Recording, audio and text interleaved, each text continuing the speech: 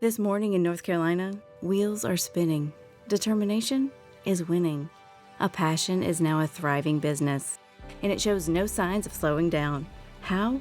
The power of a conversation, like the one Clint Spiegel had with First Horizon Bank about starting a bike wheel manufacturing facility in Asheville. Now it's not just talk, it's rubber meets road. First Horizon Bank. Let's find a way. Go to firsthorizon.com/Clint. First Horizon Bank, member FDIC. Between aging and busy lifestyles, many women struggle with maintaining their physical and mental wellness. At Aquavita Concierge Healthcare Services for Women, we can help you revitalize your health and reclaim your life. We start from within by balancing your hormones, allowing your body to achieve and maintain desired weight goals. We also specialize in peptide therapies, regenerative medicine, sexual health, and aesthetics in our state-of-the-art facilities. Feel better, look better, live better at Aquavita. Visit aquavitality.com and begin your journey today. Welcome to Pretty Lies and Alibis. Let's seek the truth and travel the long road to justice together. What you know, Alibis, happy Friday. I thought I would get a very late episode in tonight, and part 2 will be late, but y'all, I had to hop on here and do part 1 because I had heard some rumblings that Elizabeth Armour, who is Jake's wife from Alaska, may be testifying today. So I kind of was wondering, would she opt in or out? And originally I thought she may opt out. However, she has done some videos publicly to sort of explain her position as his wife and what she didn't know, obviously, which is that she married into a family of mass murderers. And I really do think, you guys, to me, her testimony today has been the most powerful out of anybody who's testified so far. So a little background on Elizabeth. They call her Beth Ann, but Elizabeth is her given, obviously her full name. So she was raised in an Amish Mennonite community. She has that beautiful Dutch accent that I love so much. And she is very honest. She seems very trustworthy. And I think with a jury that's composed mostly of women, I believe 9 of the jurors are women, this is going to resonate with them. Number one, because she seems so sweet. Just really, I think she is brave for what she's doing to be recorded, also to get her side of the story out there and known, which is what she's tried to do in the past. But she seems very, very credible. I don't doubt a word she said, and I would imagine the jury feels the same way. So currently, they're probably right back from lunch, which will be cross-exam. And if Parker and Nash have any sense, they will go very easy on her because it's almost childlike, her naiveness. And I don't mean that in a bad way. I think the way she was raised, she was very inexperienced in the world when she met Jake and started dating him and then married him. And it comes across in her testimony, very pure and way, way too trusting. Obviously, just not in a bad way, but inexperience, I think, was her downfall. So she had been the source of some hearings in pretrial hearings because they knew she was going to testify for the state. And the defense wanted her address, I guess, to be able to talk to her as well. But it wasn't provided. In fact, Canepa helped her to try and change her identity by getting her a new social security number and things of that nature because she was very afraid for her life after, really before the Wagners were arrested, but especially after. She did do some interviews, and we will talk about that or some videos that she put out herself. And we're going to get into that. But first, really quickly, song fact of the day. Stevie Nicks tomorrow night, y'all. I'm there with my girls. She said that The Edge of 17 was written right after John Lennon was assassinated. She said it was a very scary and sad moment for everybody in the rock and roll business. And it scared them that some person could be so deranged that he would wait outside of your apartment building, never knowing you, and shoot you dead. She said, just to be a music person, a Beatle, and to be shot and killed in front of your own apartment when you have a wife and 2 kids, it was unacceptable to all of us in our community. So the white dove was representing John Lennon and peace. So there you go. So she did a few videos, TikTok, there's some on YouTube and things like that, where she's asked, or she's actually answering common questions that she's asked about this whole thing. And at the time that she recorded these, Jake had not confessed. So she said that, he's in jail. He has not been convicted. And the most common question she was asked is, did you know that he was involved with this before you married him? And the answer is not really. She said he came to our church in Alaska, by the way, and it was pastored by Caleb Sinereski. He was a young preacher. She said, I wouldn't say an experienced preacher. It was his first position, so I think we should give him a lot of grace in that because it was his first time going solo. And he felt for the Wagner family. If I'm not mistaken, I believe the Wagners actually knew him from Ohio. And he had told the congregation that it was his understanding that the Wagners had been troubled by news reporters and that it was slander and that things were not true. So she said she was encouraged to believe that the whole Wagner family and Jake was innocent. And she got to know him, spent time with him, spent time with Sophia. And she said it just came to be that they needed to move to the lower 48. They were married March 24th, 2018. And we'll get into how all that happened in the testimony. She said finding out the man she married wasn't who she thought he was a person's worst nightmare come true. She had to move 3 times since leaving the Wagner home. And come to find out, a person has to be in one state for at least 6 months before they can put any kind of divorce paperwork through any kind of legal system. So at the time that she did this, she was still married to Jake.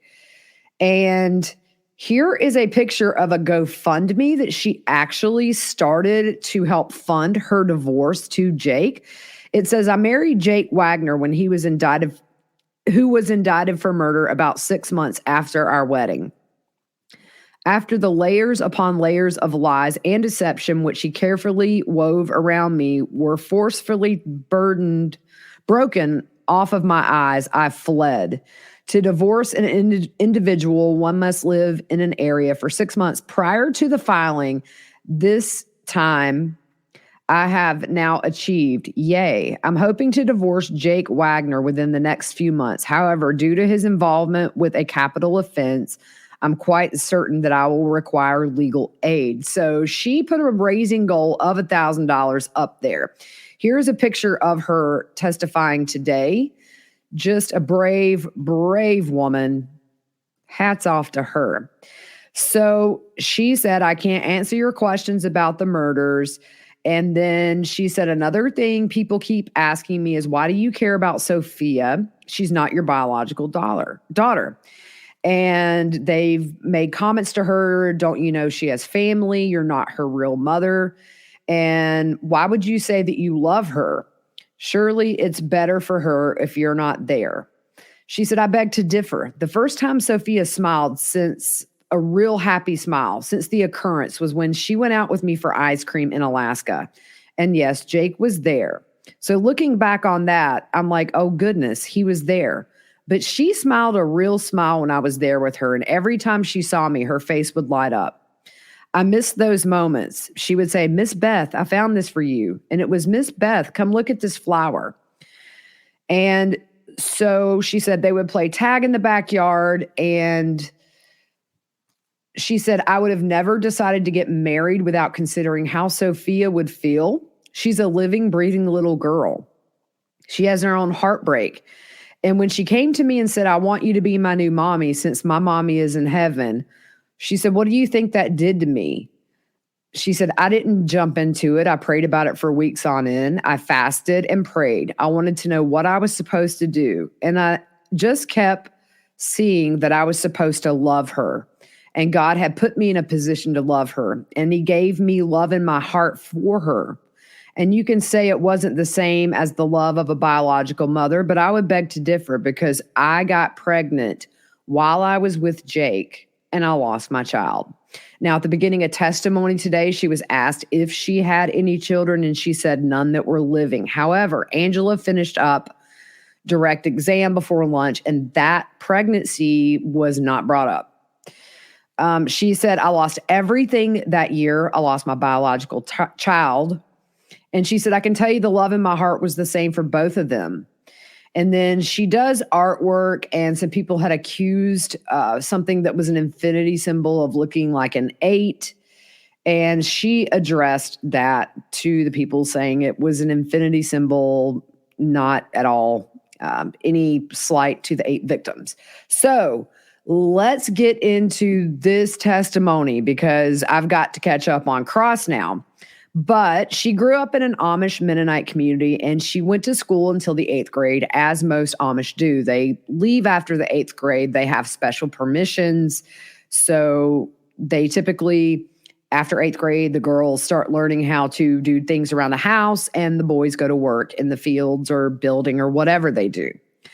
So they were working with the church in Alaska to help her get her high school education.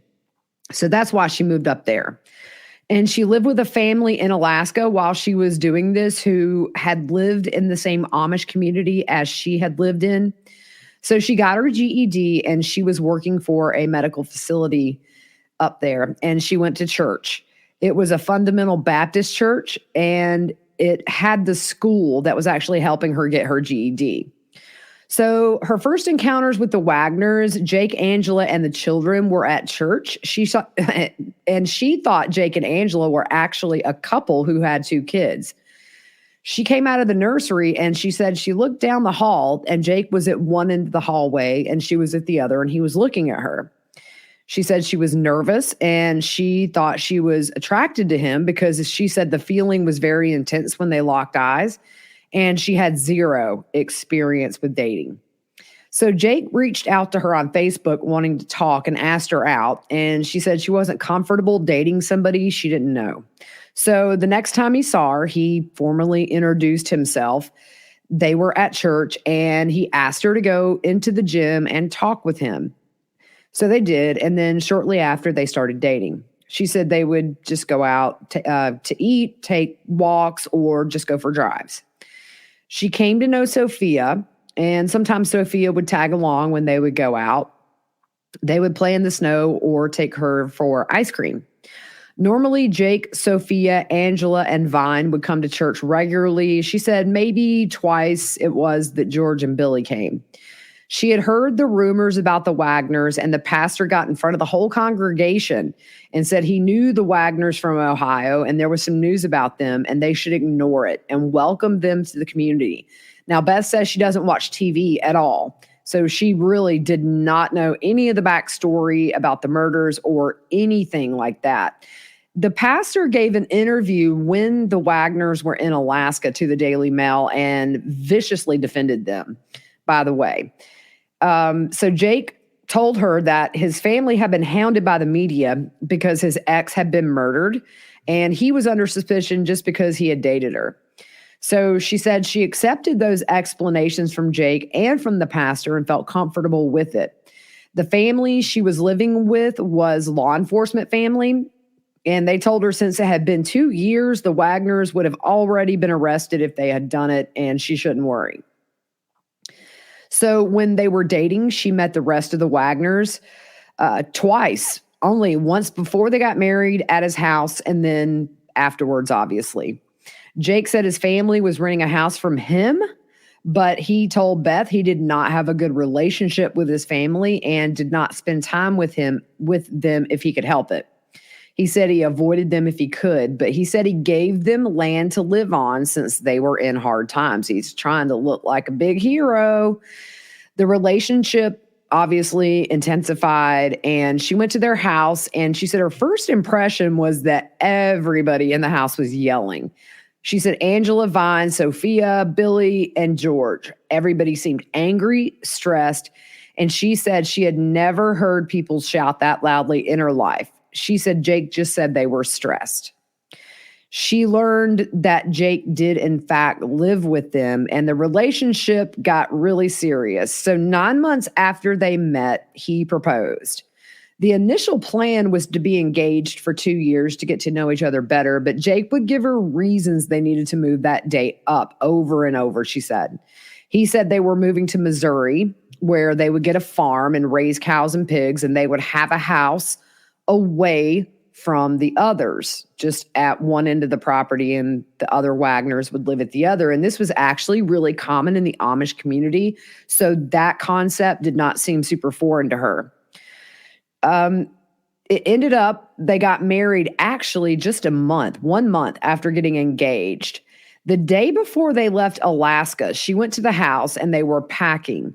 They asked her if she could watch Vine and Sophia, and she said she helped pack a few things. As far as the wedding went, they were married in a cabin at a friend's house, and the family she lived with, the father, he was the one that wedded them. She had one friend there and one of her brothers out of 7. She has 7 brothers, no sisters.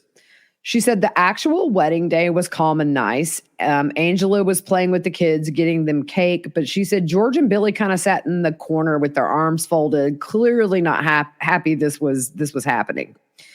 They did not have a honeymoon on their wedding night. They stayed in a local hotel, just her and Jake. And when asked what happened on her wedding night, bless her heart, she drops her head and she just gets a little quiet. She said she had no experience with intimacy whatsoever. And she asked that they not consummate their marriage on that night. And she said Jake agreed to it, but he did not honor that agreement. After they consummated the marriage, he asked for her personal information, bank account access, social security number, phone passcode, and he had her sync her phone to his so he could see all of her calls and texts. I mean, poor thing, she stepped into it. She can't remember if it was before or after the marriage, but she had to sign an agreement from Angela that was to keep her from trying to get custody of Sophia in the event of a divorce. They showed the agreement that she was asked to sign. Angela was there, and Jake said she was better at making paperwork than he was, and she helped create the document. It had typos and all that, but it reads, this legal written contract is between Edward J. Wagner and Elizabeth A. Freeman on March 2018. This contract is concerning the child of Edward J. Wagner, Sophia M. Wagner, that in the event of a divorce at any time in the future between Edward J. Wagner and Elizabeth A. Freeman, she agrees to not make any attempt to see any full residential custodial parent rights of Sophia M. Wagner. In short, Sophia M. Wagner will remain in the care of her father, Edward J. Wagner, who is the current full custodial parent.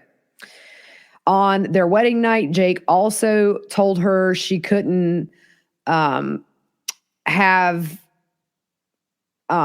contact with her family.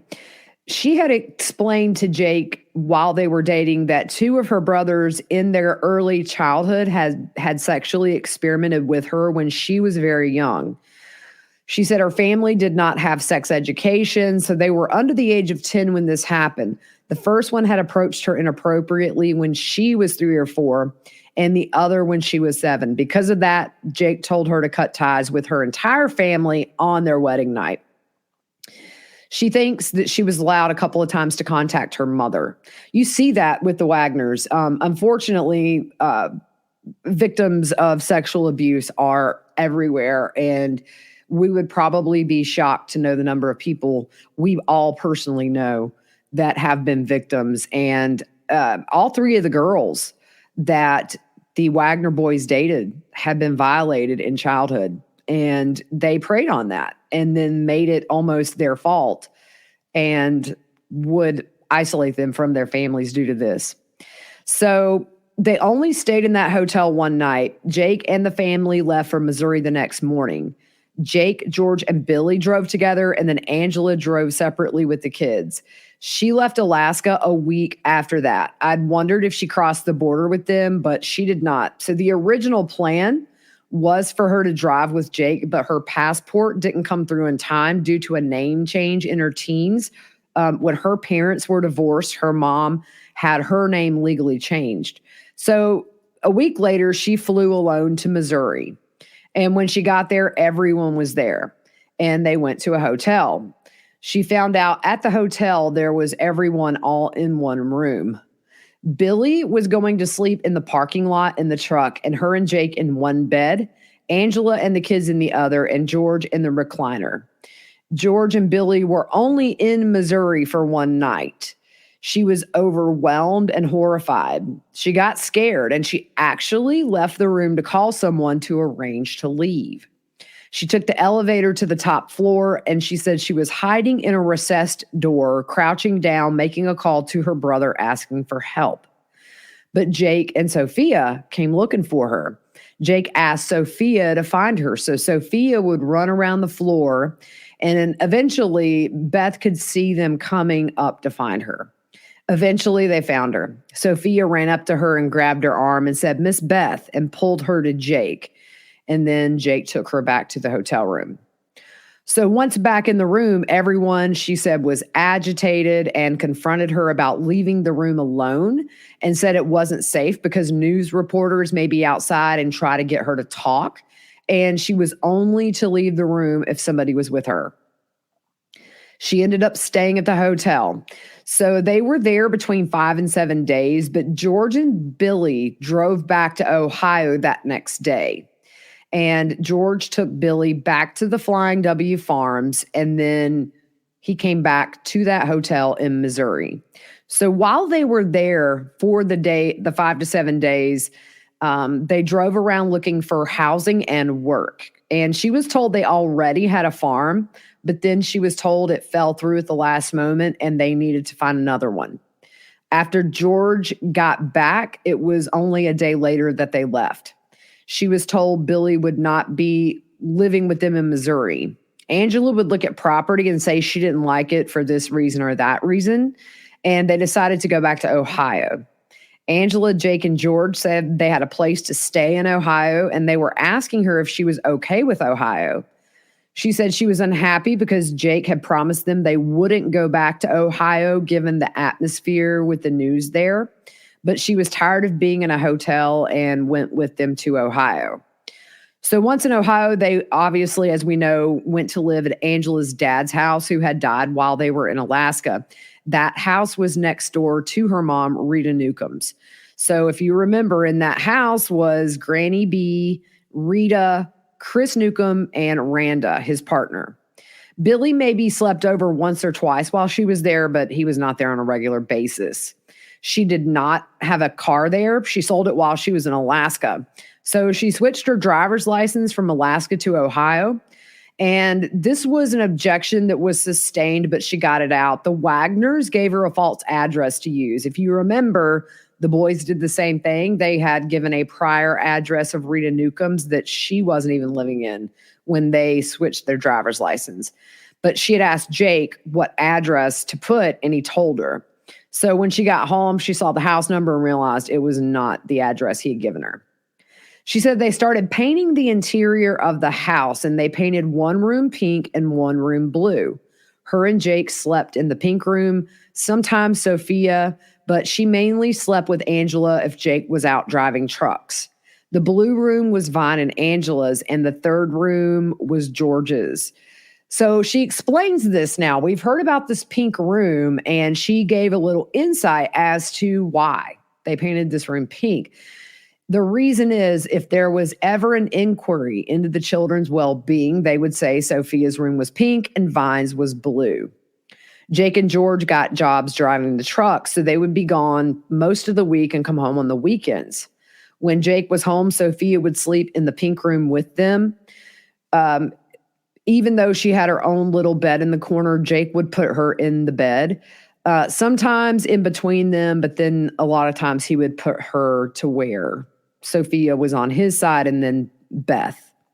When George was home, Vine still slept with Angela. And during this time, she still wanted her own place with Jake and Sophia. She talked about the family dynamics between Jake, George, and Angela. She said there were a lot of strained interactions. They were stressed, emotional, angry, lots of shouting. Decisions were made as a group. The discussions, as we know, would happen in the kitchen, and she wasn't asked to join in, but she would hear them because it was so loud, and she could hear what they were talking about, how they were going to answer certain people's questions, either people they knew, the media, or even BCI agents.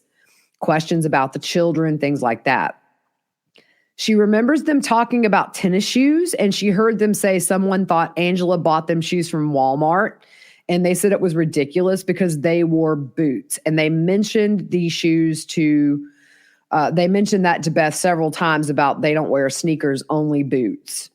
Jake, George, and Angela discussed a lot of things. One thing was a pocket knife with blood on it, and that was objected to, but she was allowed to answer, and it's because Billy would pick at his skin with it.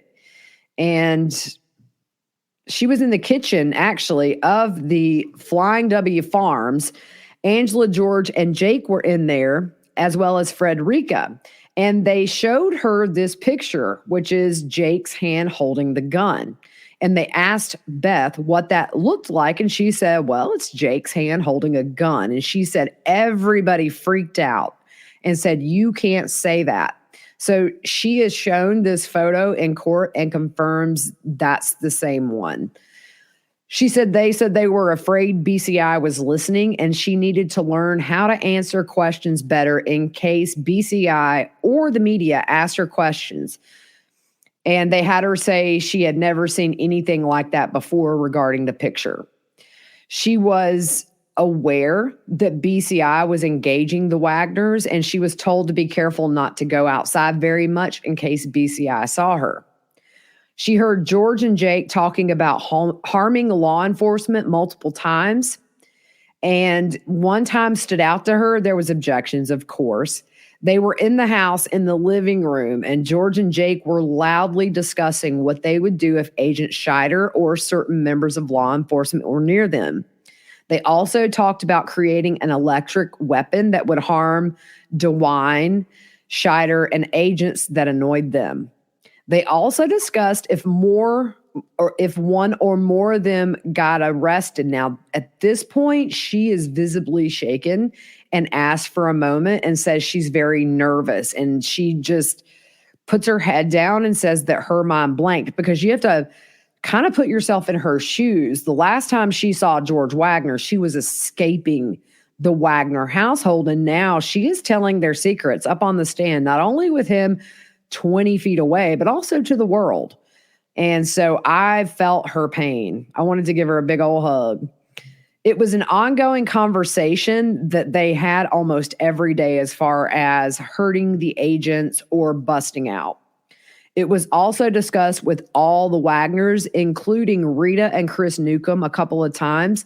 They would discuss different scenarios. Say if George and Billy were arrested, who would take care of the kids? If they all were arrested, Frederica would take care of the kids. Just different scenarios they would toss around on a regular basis. They also discussed escaping from jail. It was George, Jake, Angela, and she says Chris Newcomb. A client met his banker to discuss opening a restaurant in a busy airport. In us, he found a partner that understood the importance of reaching for the sky. First Horizon Bank. Let's find a way. Go to firsthorizon.com/Mac.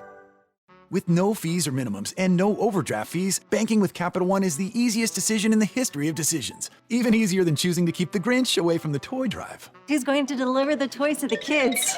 What about me, the Grinch? No. Yep, even easier than that. You steal the presents one time. With no fees or minimums and no overdraft fees, is it even a decision? That's banking reimagined. What's in your wallet? Terms apply. Capital One NA, member FDIC. Copyright Dr. Seuss Enterprises. Copyright Turner Entertainment Company.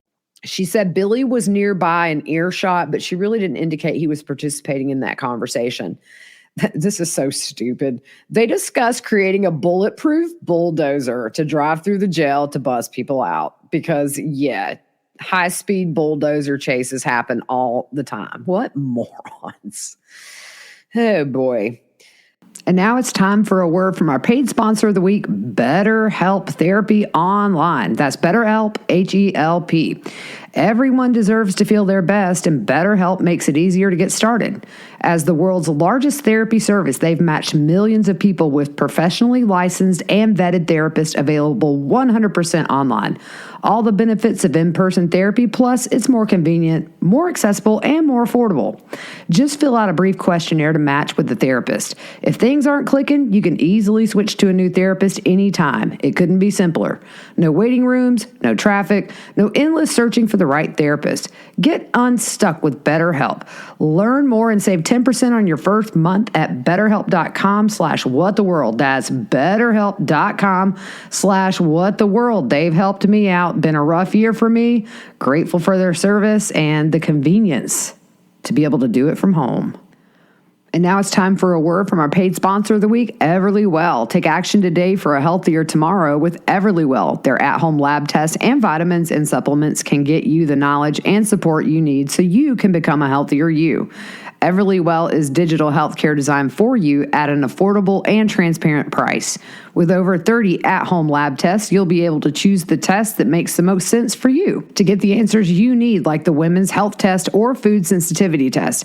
Everlywell also has high-quality vitamins and supplements to support your overall health. Choose from a variety of options, including vitamin D3 and omega-3 fish oil. Here's how it works.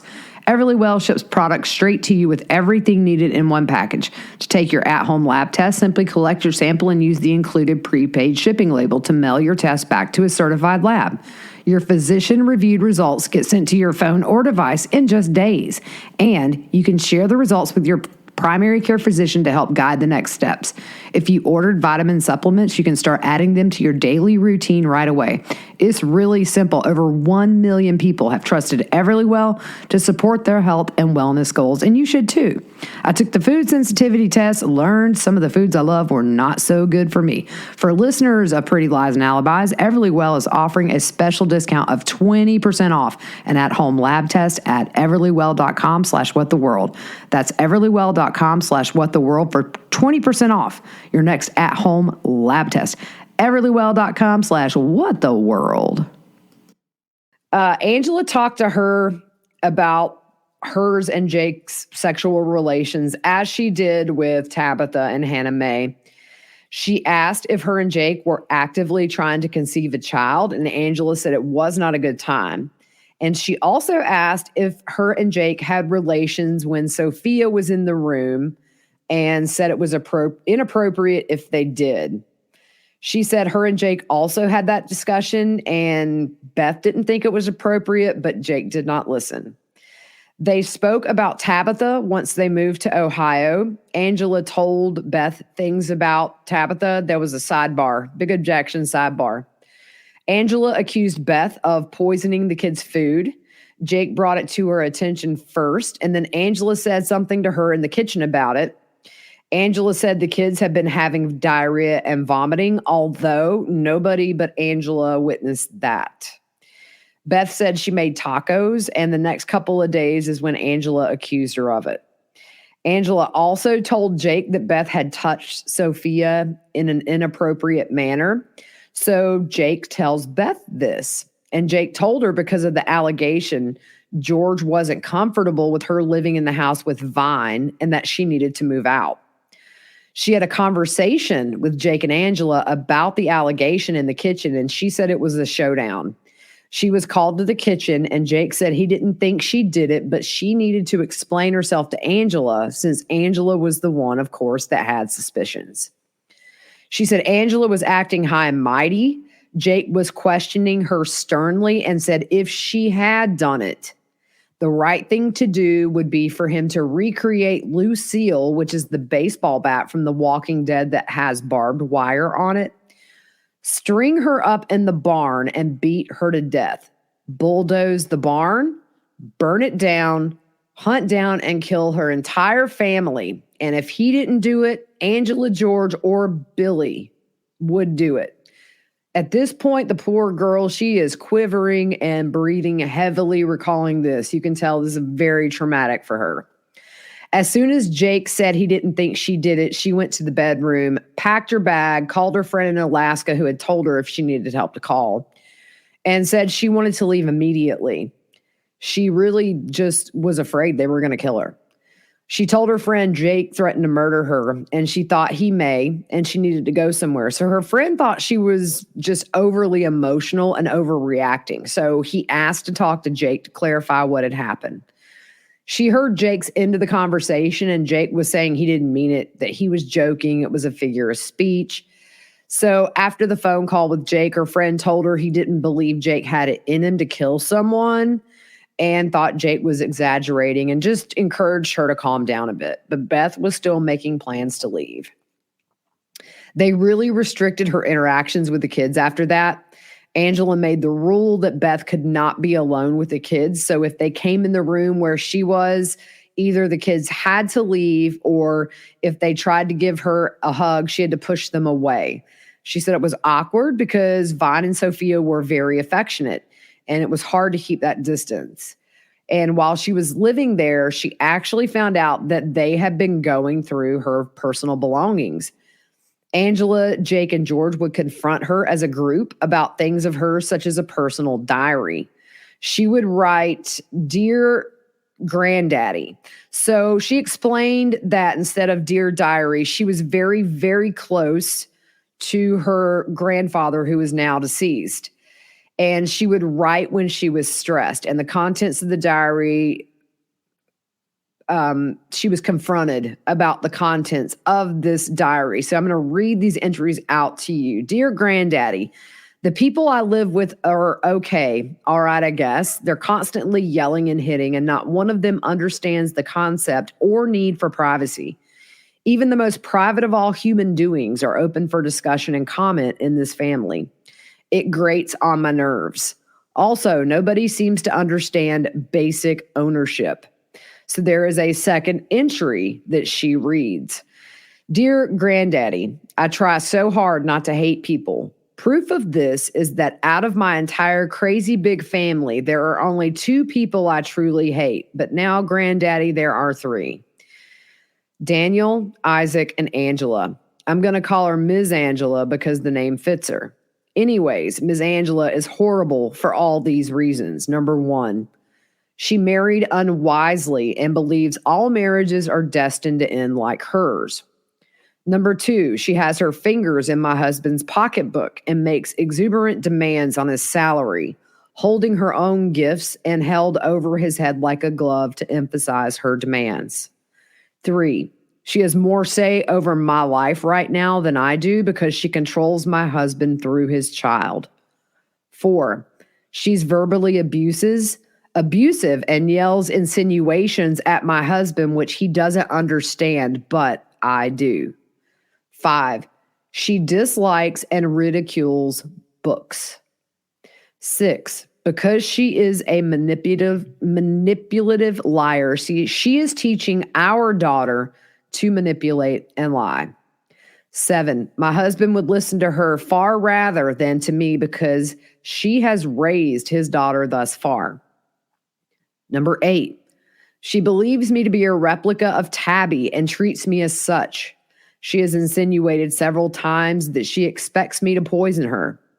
Number 9, she has repeatedly declared that she will see to it that Sophie will always prefer to be with her and never accept me as her mama. Number 10, she has threatened my husband with custody battles. Found that interesting.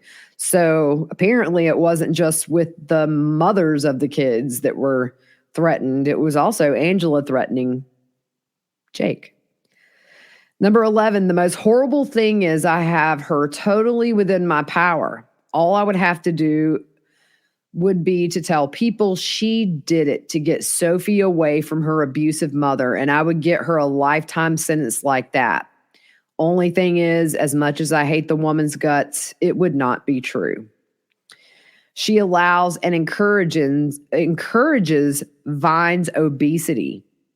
13, she treats the children second, work first and kids second. 14, she keeps tabs on me, always watching and listening to see where I am. 15, I'm having to live in her house under her direct control and condemnation. Then she has planned to crush her. Yep, that took a turn, y'all, didn't it? Number 1, treat her only friendly and respectfully. 2, try to become her friend. She's like Rhonda, so she really only respects working buddies. 3, be nice because I'm bigger than her. Number 4, once I have her trust and friendships, slam the relationship door shut in her face. She likes gifts, food, animals, gardening, money, money, money, her kids, grandkids, working, cooking, favors, and hospitality. She is sensitive about her weight and appearance. She was either physically abused or else mistreated in her childhood. Basically, all bossies want minions. I love it. You go, girl. Jake, George, and Angela told her or asked what the purpose of the writings were, and she said it was her form of stress relief. They told her it was dangerous because BCI could find those writings. She thinks Rita was nearby during this discussion, and they asked if she would burn the journal and flush it down the toilet. She did burn it. Jake had a lighter, and they burnt it and took it and flushed the ashes down the toilet. Now, this is probably going to come in on cross because the one thing the prosecution did not do is make clear that maybe it was another diary that they burned and that this was one they didn't get to. So I'm curious to see how that plays out. So Canepa says, you said she considered you a replica of Tabby. Who's Tabby? Well, she says she was George's wife or ex-wife. Angela, Jake, and George would talk about Tabitha in terms of her being abusive, strange, said she hurt Vine, that she had knocked the child off the table, tried to poison both George and Vine. They made crazy claims about her, and the longer I stayed in that house, they made the same claims about me. She accused me of food poisoning specifically, and I never touched Sophia inappropriately. When talking about her hands in my husband's pocketbook, she says she had never been in a group of people who had finances this way. She said different people in the Wagner house had debts, but they would hold everyone accountable to pay them off. She said it was not like giving somebody a gift. It was, I'm raising your kid, so you better pay for this or that, or you better get me this or that.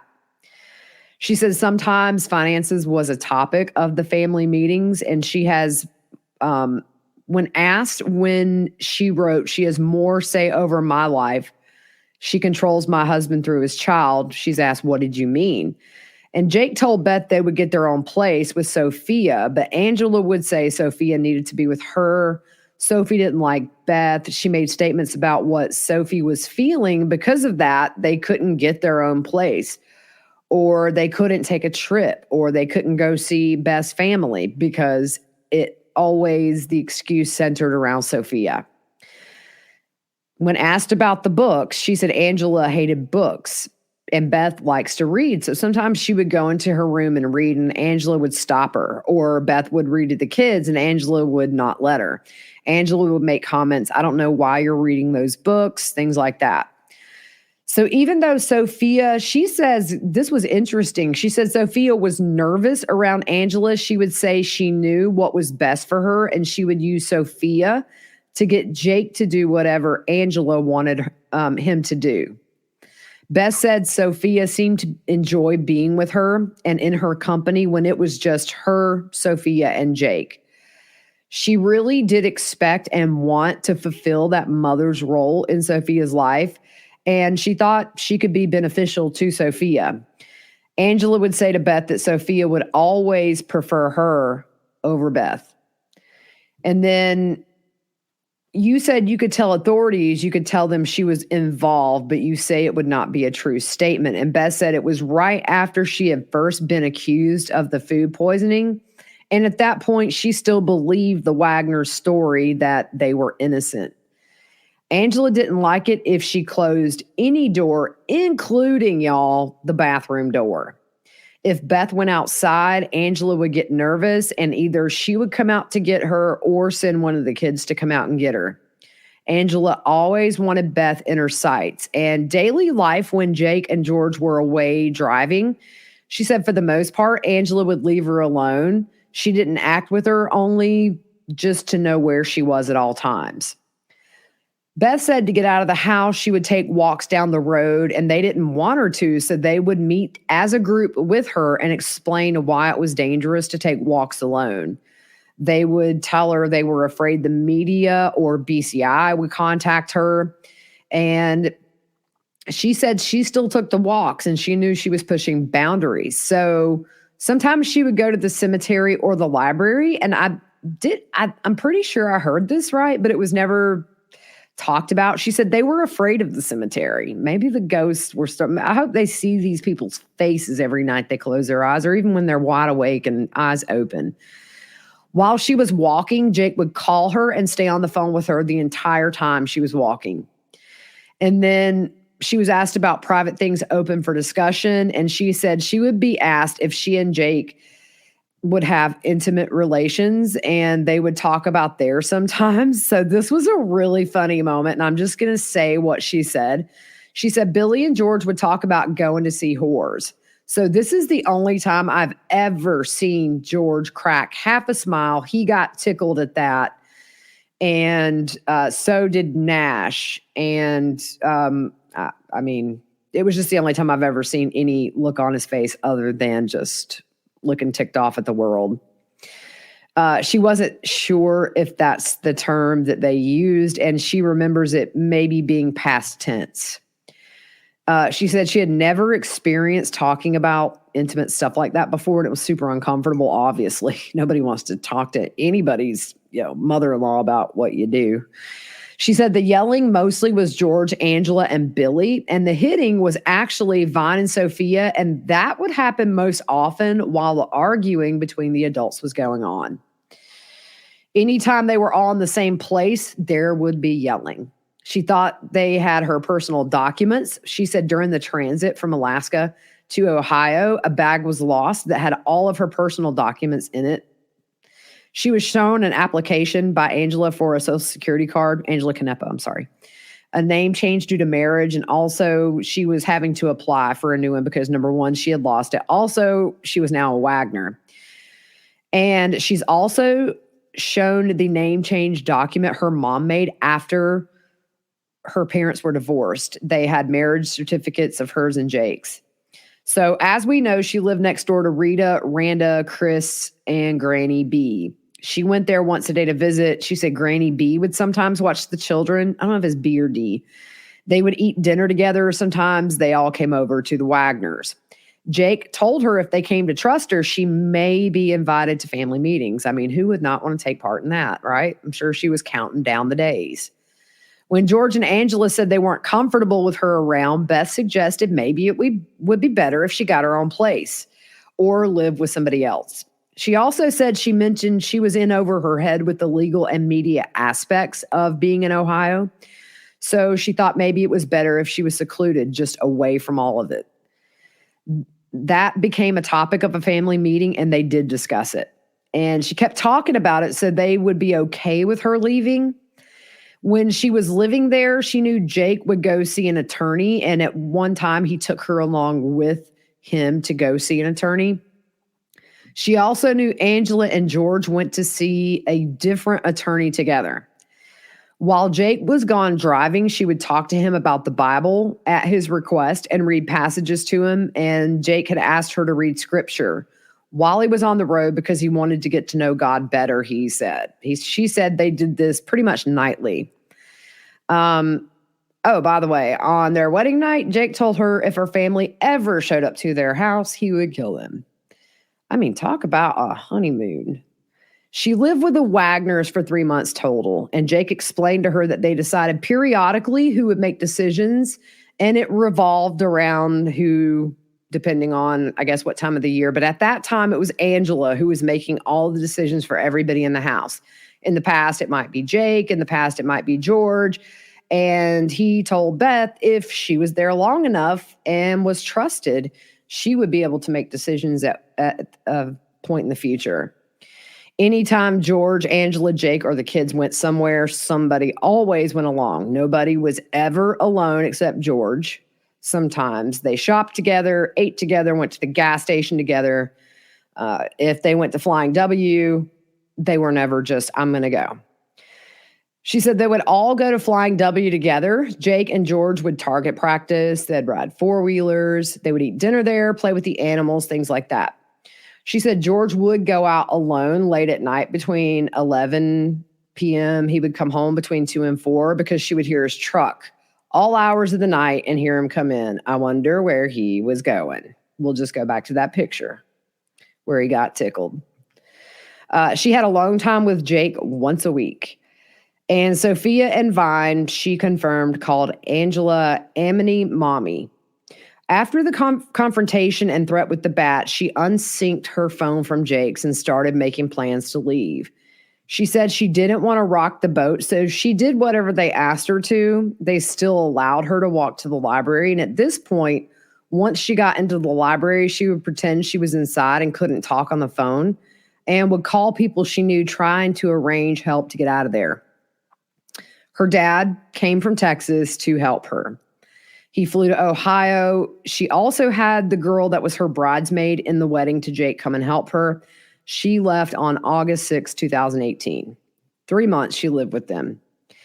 On this day she left, she agreed with the Wagners to go stay with her friend to avoid the media and BCI and also to allow her to go to college. Angela and Rita drove her to the Walmart and dropped her off in the parking lot. She walked into that Walmart, went into a changing room, changed her clothes, and left out the back through the tire section because she was worried they were following her.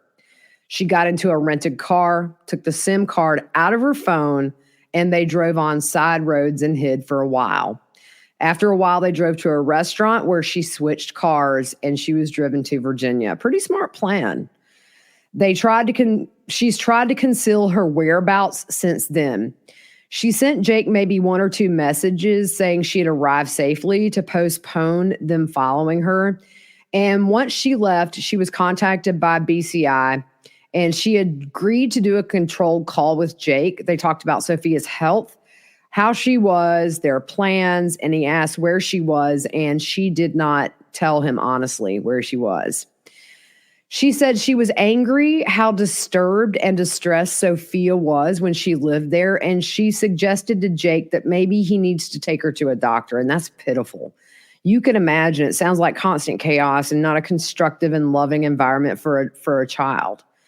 And 2, they showed her photos of Jake, Sophia, and Vine in the courtroom today. It was not published because the kids are minors. And there was also one photo just of the Wagners with the kids in front of a tree that was taken at Frederica's farm. Multiple times, the Wagners would talk about BCI could be listening, and they would remind each other to be careful what they were saying. Eventually, thank goodness, she got divorced from Jake, and obviously she initiated that divorce. So that was the end of direct exam. They went to lunch. I'm sure they're back. She's under cross, but guys, what a sweetheart. And man, talk about being thrown into the real world. I've watched a lot of documentaries about people that were raised in Amish and Mennonite communities, and the world itself is a shock. They have the Rumspringa where they are allowed to go out for years if they want and live as they call the English do, wear regular clothes. A lot of times it can end up bad. And some decide to stay in the real world, and most decide to go back into the Amish communities. But to want to go to Alaska to get your education and go to college and better yourself, and you just meet Mr. Wrong and Mr. Mass Murderer, and you're just too trusting. She really had no clue what she was getting into, and I really super like her. And I hope she does well after this. Maybe somebody can pay her to write a book or something, because she really, to me, has been the most impressionable witness of anybody that knew the Wagner so far. Very honest, and I really super hope right now the defense is not being too hard on her. She's delicate. You can tell she's very emotional. All right, guys. So later tonight, I will go through what happens on cross-exam. I'm sure she may end up and be the only witness today. I don't think the defense stopped writing during her direct testimony, but I'll bring it to you tonight after I take my Grammy to get her MRI. All right, guys, have a good day, and we'll see you later tonight.